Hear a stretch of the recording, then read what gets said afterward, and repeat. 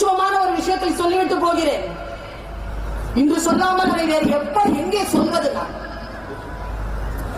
மலேசியால எல்ஐசி நிறுவனம், எல்ஐசி மாதிரி ஒரு இன்சூரன்ஸ் நிறுவனத்துக்கு பெரிய மாநாடு நடந்தது. கேங்டாக் ஒரு இடத்துல நடந்தது. பெரிய ஒரு மலைக்கு மேல அப்படி பிரமாதமா நடத்தினாங்க. நான் கெஸ்ட் ஸ்பீக்கர், நான் போயிருக்கேன். அங்க ஒரு டெக்னிக்கல் செஷன் ஒண்ணு பார்க்க கூடாது. அந்த டெக்னிக்கல் செஷன் ஒரு ஆள் பிரமாதமா எடுத்திருந்தார். உங்க எல்லாருக்குமே நான் சொல்றேன், வாழ்க்கையின் இறுதி மூச்சு இருக்கின்ற வரைக்கும் நாம் செய்ய வேண்டிய ஒரே ஒரு காரியம் கற்பது மட்டும்தான். கற்றுக்கொண்டே இரு. எதை வேண்டும், நீ பாட்டு பாடுறியா, கத்துக்கிட்டு இரு. பாட்டுல நீ சயின்டிஸ்ட் ஆகணுமா, கத்துக்கிட்டே இரு. புகழ் வரும், பாராட்டு வரும். புகழுக்கும் பாராட்டுக்கும் யார் ஒருத்தி மயங்கி போகிறார்களோ அடுத்த இலக்கை அவர்கள் அடைவதே கிடையாது.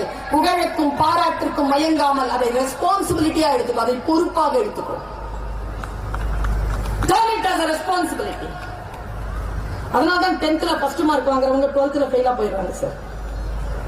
12th நல்ல மார்க் வாங்குறவங்க, ஸ்டேட் மார்க் வாங்குறவங்க ப்ரொஃபஷனல் லைஃப்ல தோத்து போயிடுறாங்க. ஏன்னா கொண்டாடி தீத்துறது.